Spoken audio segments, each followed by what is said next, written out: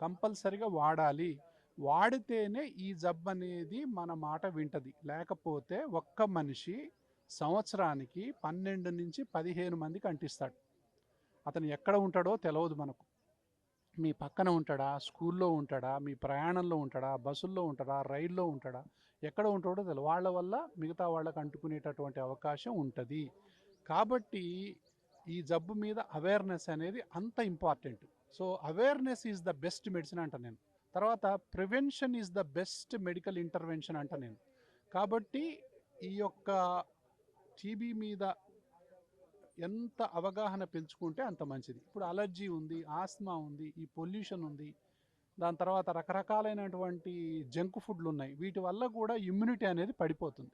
ఈ ఇమ్యూనిటీ ఎక్కడైతే ఇమ్యూనిటీ పడిపోతుందో అక్కడ టీబీ లేస్తుంది పైకి. ఎక్కడైతే స్ట్రెస్ ఎక్కువ ఉంటుందో అక్కడ టీబీ పైకి లేస్తుంది.